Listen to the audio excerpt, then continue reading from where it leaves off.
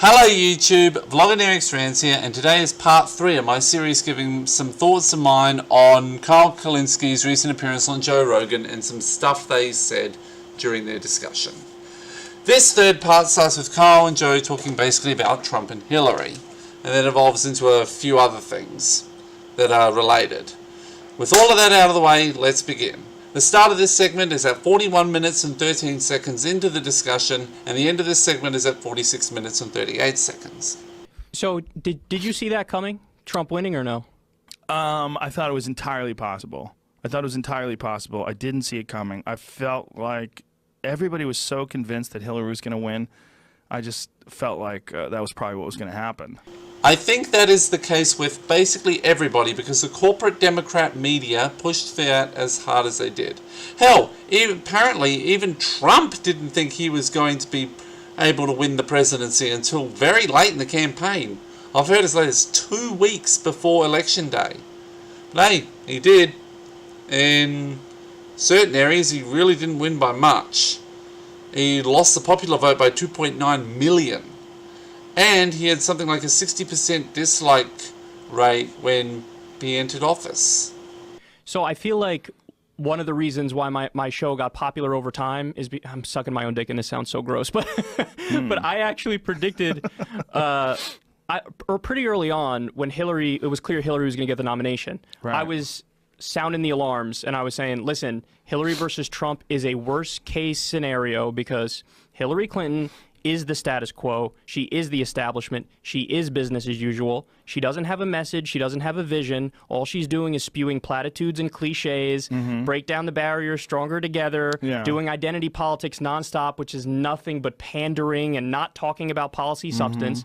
And then, like we touched on earlier, you had Donald Trump, who I disagree with him on virtually everything, but the guy knows how to fucking play to a crowd, knows how to tell people what they want to hear. Exactly! Everywhere that Trump was strong, Hillary was weak. Trump posted himself as anti-establishment, as populist right. As it turned out, fake populist. But where he'd go, he knew exactly what to say.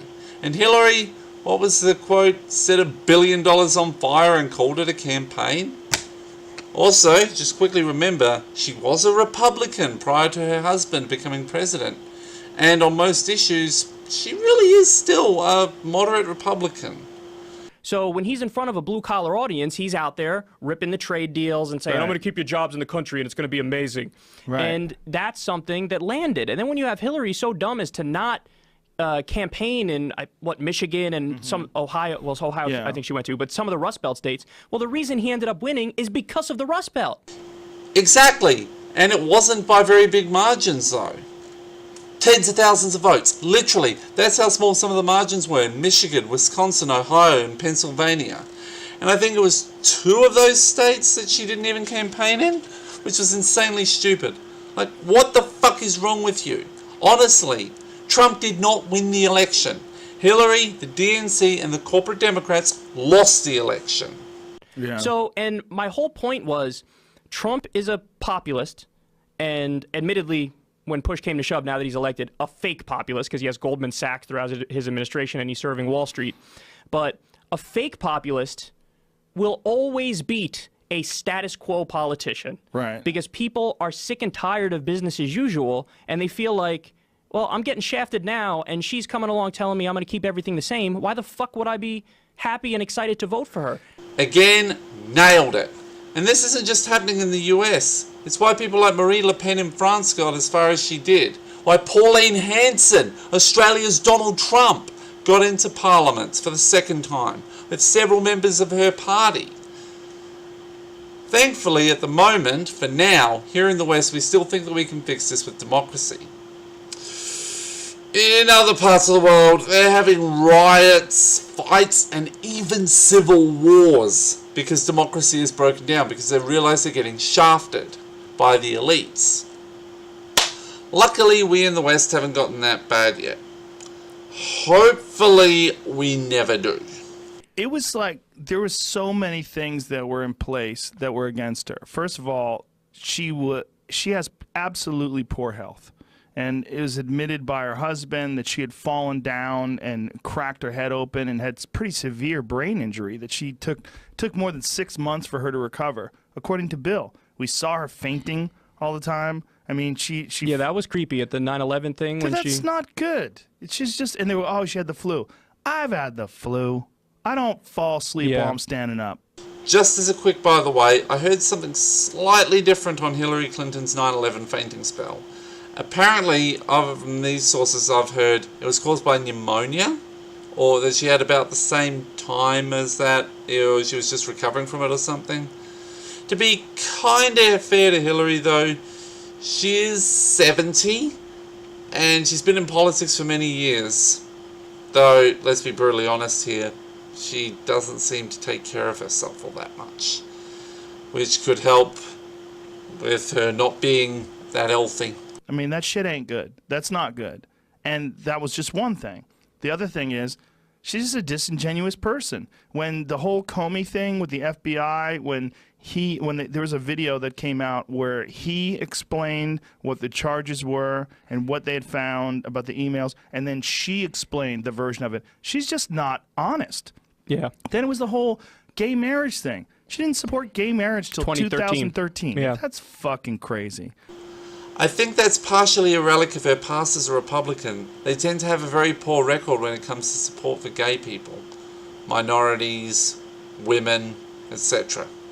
Something like only a third of Republicans support gay marriage, for example.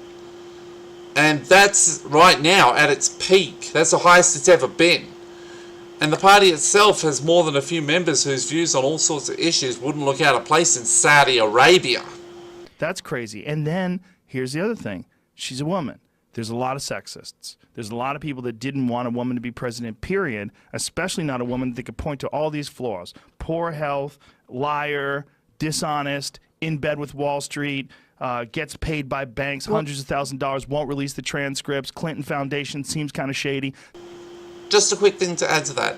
Isn't like about the only politician other than Donald Trump to be on both sides of almost every single issue is Hillary? I do say, I think a lot of sexists used her horrible record as a cover to hide the real reason why they didn't want her to be president. That being because she's a woman. But everything else, at least combined, does play a bigger role. Though, as Carl's about to say, her being a woman does go both ways, both in regards to sexists using it both for her and against her. But the people that were into that were telling her that that was going to be her key to victory. We're going to make history. And they're wrong. Nobody knows less about politics than Democratic strategists in Washington, D.C. I'd say this applies to both the Democrats and the Republicans. I mean, I'm not kidding when I say that the whole strategy of the Republican Party since the Civil Rights Act was signed into law was identity politics. More specifically, courting the white racist vote in the South. Lyndon B. Johnson, when he signed the Civil Rights Act, did say, "We have just lost the South for a generation." I don't think it's for a generation. You're not going to get it back. Ever. That's just the reality. You might get them if you get Bernie, for instance. You might get some of them. But there are a lot who are too far gone. There's so many different things that were against her. Well, she put the fact that she's a woman front and center. I'm with her was her campaign slogan. Yeah. And you know what happens when you try to shove identity politics down people's throats? They tell you to fuck off. Yeah, Because they go, I don't care that you're a woman. Yeah. I want to know what you're going to do for the country. The most recent election proved that beyond a shadow of a doubt. Because as of right now, what they're trying to do is they're trying to fight back against their base. So their base, it's people like me. And what we want, I'm very clear about what I want. It's not hard to please people like me who are on the left. People on the libertarian left are being blocked by the centrist establishment corporate Democrats who have instead decided to embrace the authoritarian left, which to a degree is a mirror of the Republicans embracing the authoritarian right. Honestly, sounds like a bit of a horseshoe theory effect going on there. We want a living wage. We want Medicare for all, which, every other modern nation has one version or another of a single-payer healthcare system. We just want to be like the rest of the modern world. We want free college. Again, Slovenia has fucking free college. We can't afford to do free college when we just spent $7 fucking trillion on the Iraq war. We want to end the wars. So I have very clear policy goals that I want. And guess what? Bernie Sanders came along, spoke about those issues. He went from being this obscure senator from fucking Vermont, which has a population of 12 people, to getting 47% of the vote in a race against a political juggernaut, a behemoth that had the entire Democratic Party machine behind her. Not only that, they were rigging the primaries. 100%, yes, and that's what we learned, and that's why Julian Assange went from being viewed as, oh my God, this guy's great, that's how the left used to view him, and now many people, Democratic partisans, are like, fuck this guy. Russia, he's with Russia. And I was just talking to you about this before the podcast. I was watching CNN before I came here for about an hour and 30 minutes, non-stop Russia coverage, non-stop fucking Russia coverage, and then guess what? Now when Donald Trump goes out there, and he's a fake news CNN, everybody's going to go, yeah, you know what? All they do is fucking talk about Russia all day long, so maybe the guy has a point. So the institutions that we have and the establishment as it is, it opens up the door for a demagogue and a liar and a fake populist like Trump to come in there and exploit it. Yeah. Exactly. In fact, it's even worse than what Kyle and Joe are saying here. I'm going to add even more to what the DNC did to stop Bernie from getting the nomination. They hid debates. They had a shit ton of closed primaries so independents couldn't vote for him. They leaned on CNN and MSNBC, their news puppets, to not go after Hillary. And personally, the scummiest thing they did, they tried to out Bernie Sanders as an atheist to damage him in the Midwest. Dude, the biggest thing I disagree with Bernie on is Israel-Palestine. And this, I reckon, is in large part because he's Jewish. Even though I do have a sneaking suspicion that he's only a cultural Jew and that he is actually a closet atheist. I think I'm going to end this part here. Tomorrow will be part 4, so I hope to see you back here then. Please rate, comment, share and subscribe, and have a great day everyone.